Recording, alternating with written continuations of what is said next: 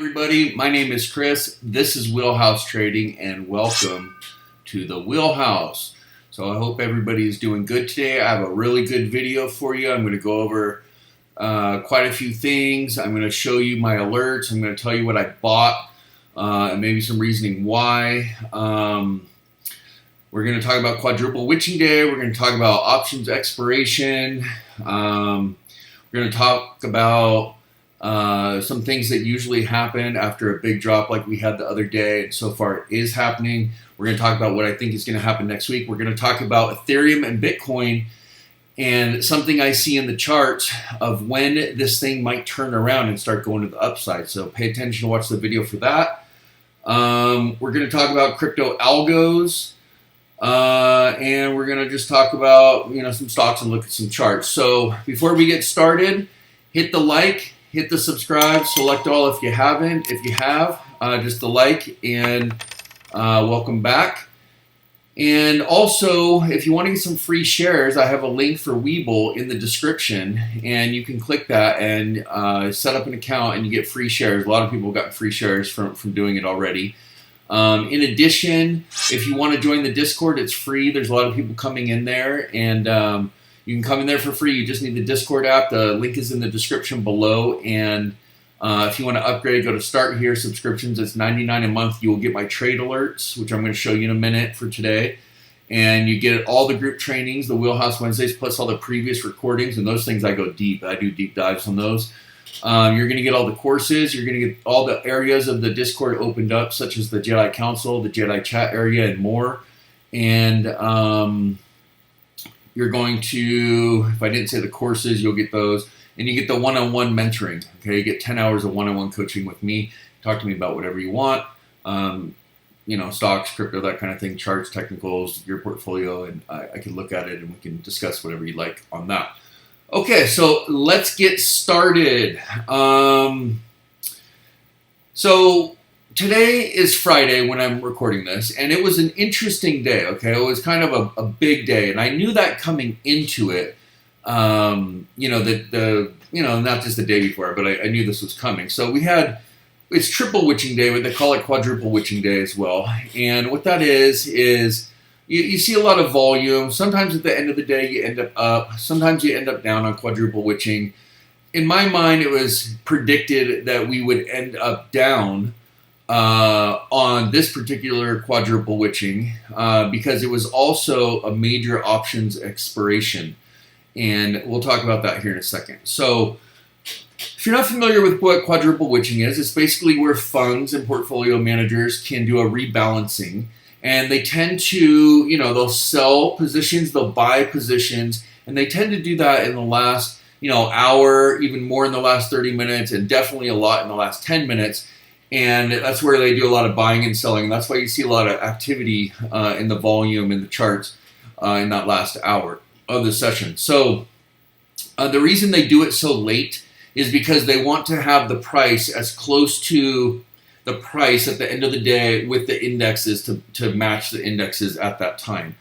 On the same day, we had $3.2 trillion in options expirations. We had a lot of open interest on the calls and puts, and essentially, the market makers really needed those calls to expire worthless.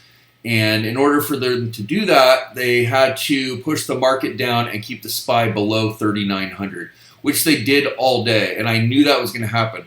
So that's why I bought a lot today, is because I knew there was predictive manipulation. I knew they were going to push it down really heavy. But there's also, the portfolio managers that have to buy on quadruple witching. So I knew it was going to be interesting. So I would see volumes coming in on certain charts, and I would see momentum coming in certain places in the market.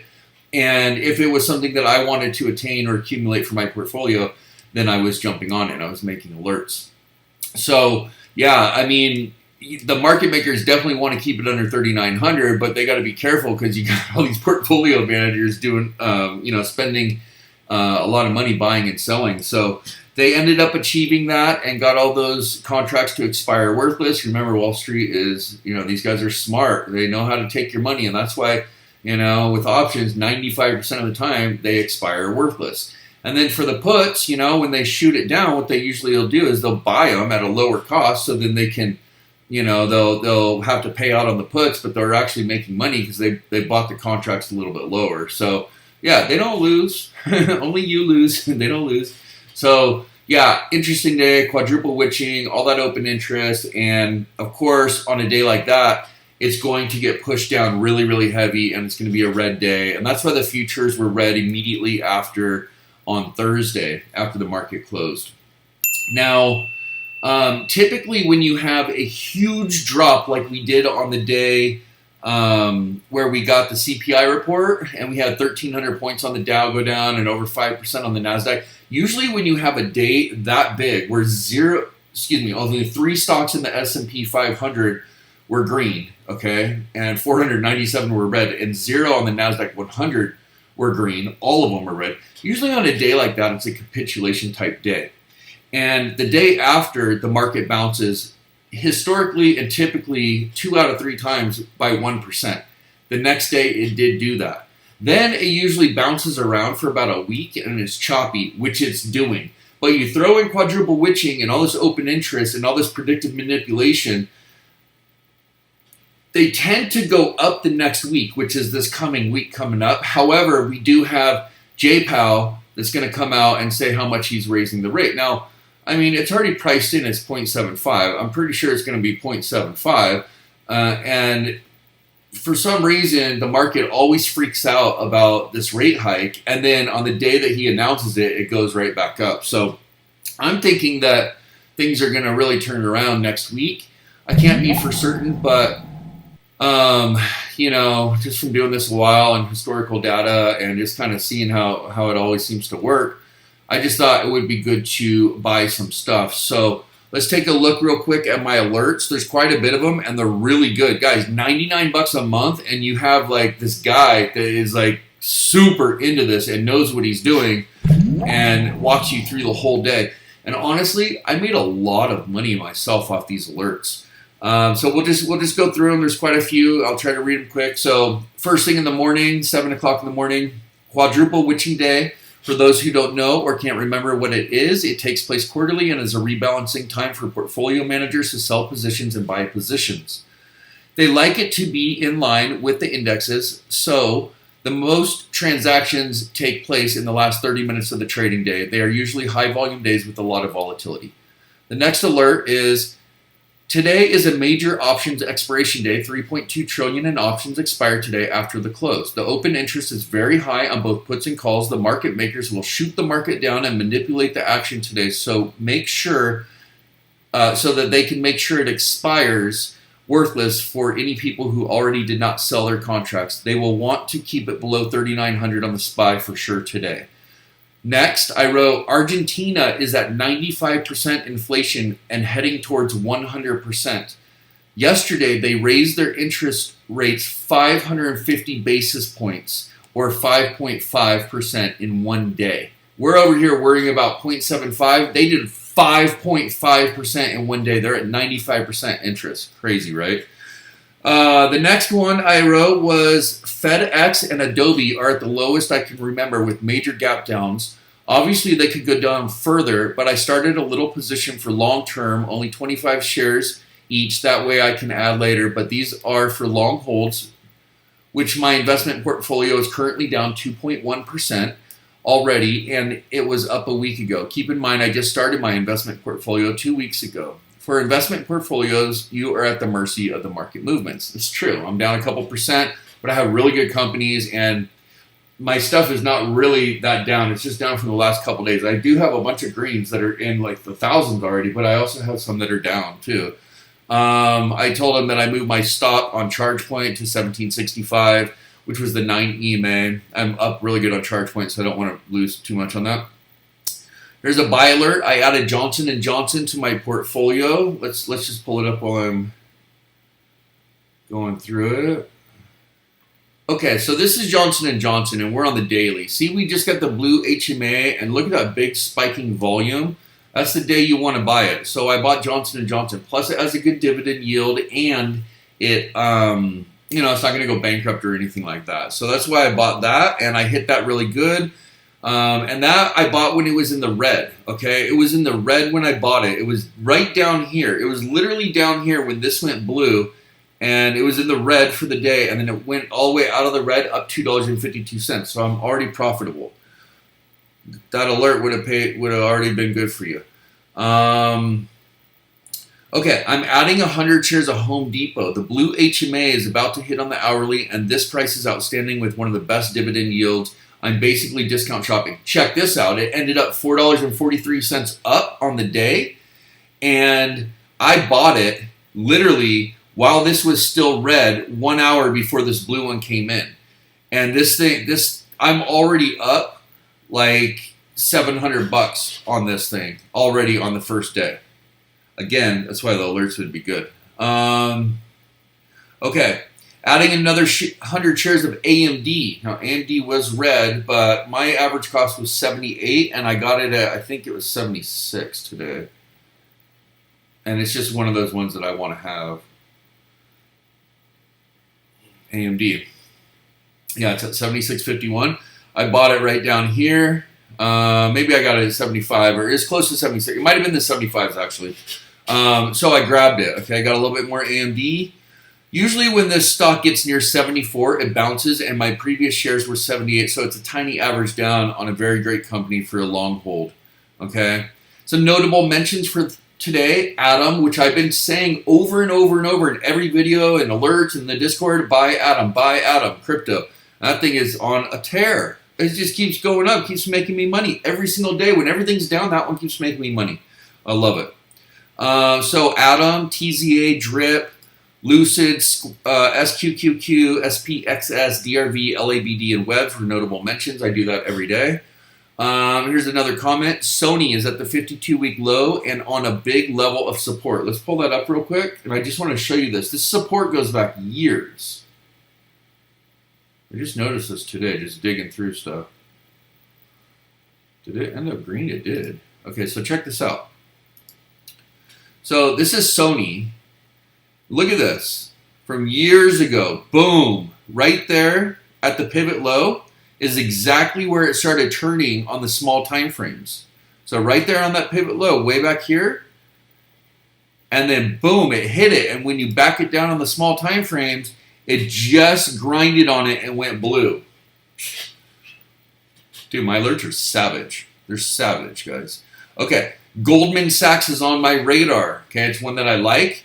I'm looking to buy it for a long hold, but not quite yet. It's on the watch list, and prices are very attractive. So let's just look at Goldman Sachs. So it's at 326. Okay, it went down to 319 today.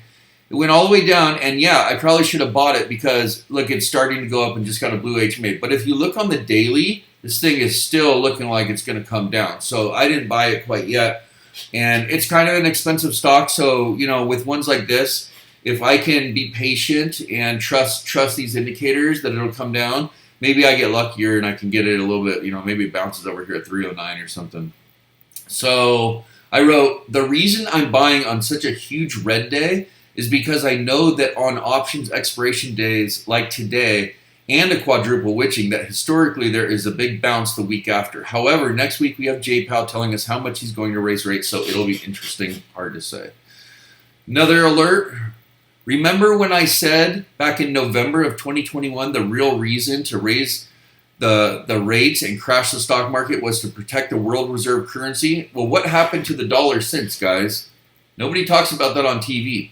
Remember when I said raising rates like this would protect the world reserve currency, but the government would put us into a recession purposely and later would lower rates to pull us out? The dollar is so strong right now that equities and emerging markets can't go up until the dollar comes down, and it's parabolic right now. Okay? Starting a small position in Chili's crypto. Picked up a new crypto today. There's momentum in that chart. Let's just show you. I think I got mine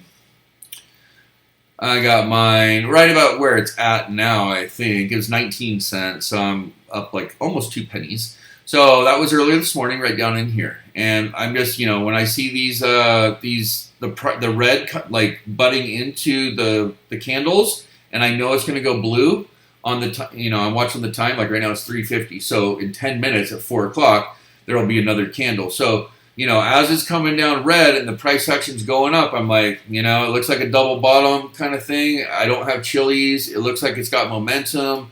I check on the daily and I'm like, price action above the 200 and bouncing with a blue doji-ish, well, a blue candle, we'll call it. So I picked up chilies. I'm stoked. I used to trade that one all the time. I don't trade it anymore, and I haven't owned it for a long time. Guys, I mentioned and made alerts several times on Atom, and look at it entering a bull run over the 200, bullish. Yeah, look, it's the top of the freaking list today. Look at this thing. Busting through the 200, about to have a breakout, blue HMA, blue ribbon. It's officially almost in a bull run. Once this blue ribbon is above that 200, this isn't a bull run. Therefore, it's a leader. Why it's a leader, I don't know. Why Starbucks is a leader, I don't know. But that's just, I can see this stuff in the charts, okay? Look, I'm putting McDonald's on my watch list. McDonald's does really well in recessions, and it's above the 200, but coming down towards it. And if it bounces, I will be adding McDonald's to my portfolio. So check this out. McDonald's is coming down to the 200, and just like Apple, when these things come down to the 200, you want to buy it. It comes down, that one went a little far. But usually when it comes down to the 200 and it's above it, you want to buy it. McDonald's is going to be good in recession, so that's a good one. I got PayPal again in like 92 bucks. Adding 200 shares of PayPal, 25 shares Microsoft, 25 shares Google, 25 shares Nvidia. These are all for long-term investments. Nvidia ended up green on the day. Microsoft got momentum, and Google started getting momentum at the end of the day too. These were all like really good buys. Okay, here's another one. As I said earlier today is a manipulation day with so many option contracts expiring, so don't be surprised if market makers do a bump and tear tactic where they push the market up for a rally to get people to buy into momentum, then pull the rug out prior to the close. And again, usually the week after, things bounce up. The market makers, just want to make sure all those contracts expire worthless by the close. Just don't overstress on today. This tactic and manipulation has been going on forever, and like most people don't know how it works, you do, okay? Because you got me and my alerts. Okay, here's another buy alert. I added 100 more shares of Netflix. Let's just go look at Netflix. Netflix was not in the green when I bought this thing. I caught this thing down here this morning. It got this green arrow. I got it like on this candle. No. Is this the hourly? It couldn't have been there. Oh, it must have been this candle. Sorry. So bounce off the 200. This makes more sense. Sorry. So I got it over in here. No. Oh yeah, that would make sense. We're at 240. I paid like 230. It's like two. Yeah, so it was on this candle, so a little higher. It was 233, 234, somewhere in there. But I'm up on it already, and I already had Netflix, so this was a little a good little ad for me. Okay, adding more Pinterest, breakout on approach. Let's just look at Pinterest. Now, Pinterest is not going to move. It's crazy, but Pinterest, see how it's got, boom, it touched, boom, it tried, boom, it tried, and right here, this just went blue on the hourly, and on the daily, it's going up, and it's going to try again. When it tries, it has two levels of resistance. Not only the breakout, okay, the previous all-time high, the local all-time high, but then it's got the 200 right above it. It breaks through that. I mean, Pinterest was, I can't imagine it going back up here fast, but it was at 90 bucks. So yeah, I grabbed some of that. Put Facebook on your watch list. It's actually approaching its COVID V-shaped low. Amazing price if it bounces. Check this out that I found in the charts today. This is crazy. Right there, it's called Meta. Okay, so check this out. Here's the chart for Facebook.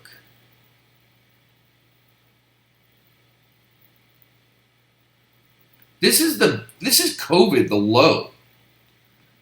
This was the previous low that it had like 6 bottoms on. Boom, boom, boom, boom. And it broke down on it. It's approaching this line. This price of 137 on the the valley of COVID low would be insane. So I did pick up a little bit today just in case, but I mean, let's keep an eye on that. That's crazy, right? So pretty good numbers. That's going to be a good level of support, I think, right there. Ethereum Classic showing momentum. Okay. Asana, big momentum coming in. I picked that up midday. Deutsche Bank just upgraded Tesla to $400, saying the rally has just begun and 2023 will be a huge year for investors with the release of the Cybertruck and Semi. These are good alerts, you know. This keeps you in the know of what's going on. I'm adding to my Apple position. So why did I do that? Okay. First of all, Apple's a really good company. It's good to have a good weighting of Apple in your portfolio because it's it doesn't, you know, sink your portfolio too hard. And this is a really good one when it comes and touches the 200. You know, so this is basically like below the 200, and here's a pivot low. But right here, the body actually came up above it, and I had noticed that. So this is what I'm talking about. It came below it, and then this went blue, and it fought its way back up through support. So I grabbed more Apple. Apple's a fighter. It's like a basketball trying to hold it down underwater. It's going to shoot back up. So this pivot low and the body above it, and I just showed you how it went below it, and it fought, and it closed above. That's prime time for picking up Apple, guys. Okay, the next hour is going to be a wild ride. Funds are repositioning in the next hour for quadruple witching, and market makers are trying to keep those option contracts down to expire worthless. I think once the market closes, we may start to see a bounce in crypto, and next week a possible bounce on stocks. However, with JPL looming, it's hard to say. What happened? Markets closed, those expired worthless. Everything is green in the after hours, at least in my list it is. Okay?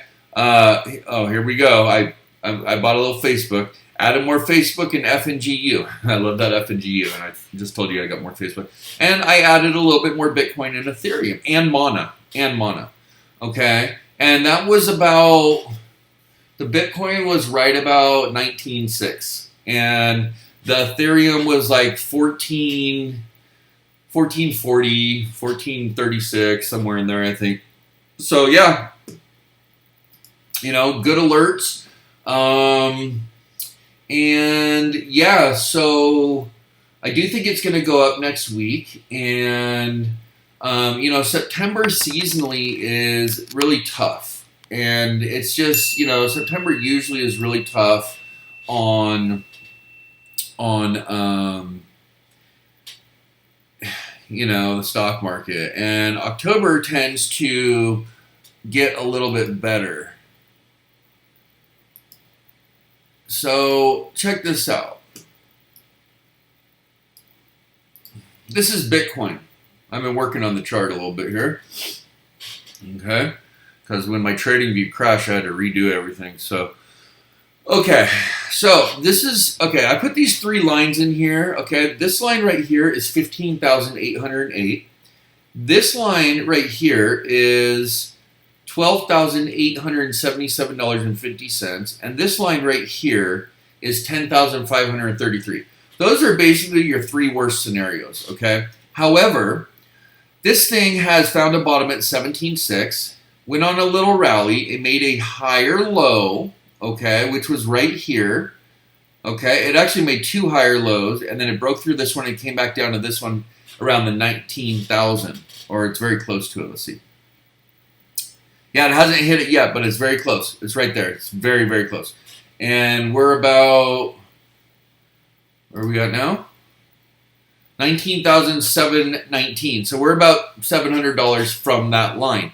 If it bounces off that line, it's still a higher low. Okay, these are all lower highs, lower highs, lower highs, lower highs, higher high.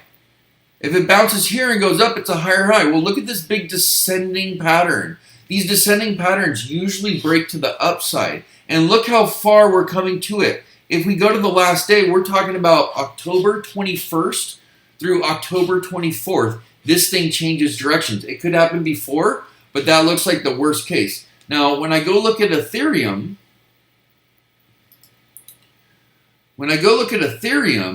I'm looking at a very similar scenario. Okay, so over here, I think it's right here where everything meets up. That's October 27th.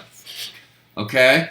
And if it does go a little further, it goes into December 20th. But I have a feeling that it's going to be right here on this fib circle, and where everything lines up, which is also very close to where Bitcoin could break out. So I do think that, seasonally in September, it just is what it is for the stock and crypto market. But I also do think that we're going to change direction soon. If we break down through this, then these levels I've identified, and that's where we could be going. But I just feel like, there's a real good chance that we actually might be towards the end of this thing, and we might be, seeing some bottoms. Now that we're seeing cup and handles, we're seeing breakouts, we're seeing some stocks get price action above the 200, showing leadership in the sectors. We're starting to show some things like that. Now, what could really there's a lot of things that could crush us. One is just decelerating earnings due to like a crushed demand, and the Fed could do that, and the Fed can do other things to just crush this market too. Remember, when the stock market goes up, it creates inflation because people have money and they can spend, and N times V equals I. Money times the velocity of spending equals inflation. So the Fed likes to keep this thing down. I hear Larry Summers saying now we have a 75% chance of recession. Yeah, I mean, I respect Larry Summers, but I've been saying, for over a year before anything came down, before this came down, before the Dow came down, I was like, dude, we're going to have a recession at 100%. And it's not going to be a soft landing, it's going to be a hard landing. And this is why, and this is the steps they're going to do. And those exact steps are exactly what they've been doing for the last year as we've been going through it. So I was prepared. I knew what to do. And that's why I knew how to triple leverage short all the declines and make all that money and instead of hold bags. And that's why I've been talking to you guys about so many essential things for trading along the way. And hopefully you guys have learned some stuff and you're making some money.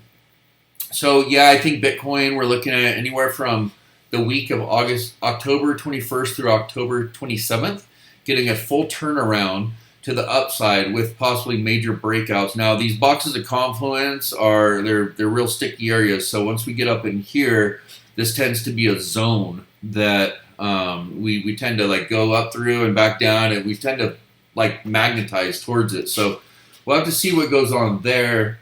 The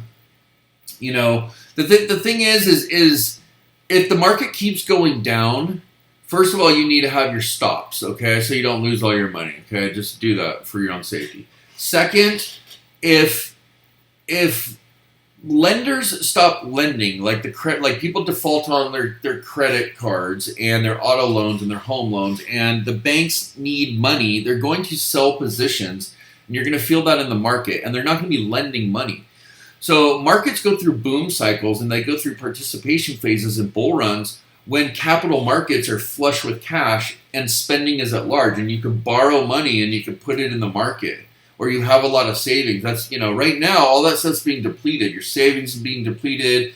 They don't want to lend out as much, because there's, defaults are picking up. So yeah, I mean, we just got to watch. We're kind of at the line. Like we either fall through it and we'll fall pretty hard into that dip of COVID on the Dow and the NASDAQ and all that stuff, or we actually just get through this September and we start to see CPI tick down and the Fed being a little bit less hawkish and the market just runs. It just runs.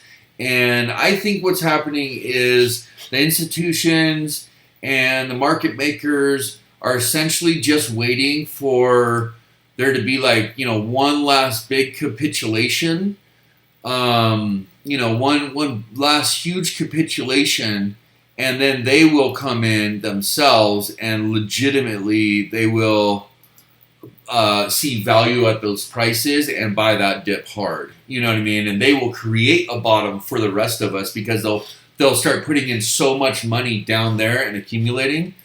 So it's going to be interesting. I do think personally, we are definitely getting, value on these stocks. Prices are very low. It could come down more though. We'll just have to really see. So this is what I'm a little worried about. Okay. if the Dow, okay, if the Dow is in this descending pattern and it doesn't end, well, it doesn't end until August 30th, 2023. And if it's just going to do this all the way down, all the way up, all the way down and consolidate, where, people always hold the bottom, but they buy in a little bit sooner, and it does this whole thing and then breaks up, and then it's a long way of this whole number, okay, to basically do the reverse of this. So if it's like boom, boom, boom, boom, boom, like boom, boom, boom, boom, boom, and then boom, boom, boom, boom, boom, boom, for a long time just to get back to here, and then when it breaks out, which could be further up the road, this is going to be a massive base. And when this base breaks out, you start a new bull run when you pass this first all-time, when you first pass that old all-time high. I don't know, it's hard for me to say. Anyways, look, I hope this helps. I think that Bitcoin and Ethereum, they're going to kind of bounce around and chop, and then I think they're, like that third week of October is what we're looking at. One last thing I wanted to tell you that I noticed in the charts that was quite interesting is 2 days before the Ethereum merge. 2 days before the Ethereum merge, I noticed that all the algos for crypto were taken off that are usually attached to like the NASDAQ. And so I noticed that was taken off, and it makes sense. First of all, a long time ago, for the crypto space, you didn't have all the algorithms. You didn't have the high frequency trading. But now that like institutions and big money is in there, of course they have that set, right? And they have it set to the indexes. That's why you'll see crypto do a lot of different things in the evening when the stock market's closed, but then it'll sync right back up in the morning. Okay, it's like free as a bird in the evening, when the markets are closed, but then it'll kind of go back and sync in the day. Well, 2 days before the Ethereum merge, I noticed like stocks were going up and crypto was going down. And I was like, oh, every once in a while they detach them. And then I noticed today they reattached them. The reason, in my mind, I think that they did that is because they didn't know how this software upgrade would be for the Ethereum merge. And they didn't know if it was going to be a catastrophe or go smoothly. And so to just pull the algos out, it's attached to real money, was probably smart. So it looks like they're back to algorithmic trading, which I teach you about in my courses, and how to spot it, identify it, and so see how this is also, see how this like boom right up to the line. I'm hoping that this dip right here is this dip right here, and then it starts to rally. So this whole dip right here is similar to this in this red circle, and then it goes back up through a rally, but then it's probably going to fail like it does here. Then it's going to rally up again, and it's going to butt on this, and then it's going to have a nice drop, okay? And so we're probably going to play this game. I mean, it's possible we play this game on the stock indexes. And if there's algos on the crypto and the stock market does this, it's going to be longer than October.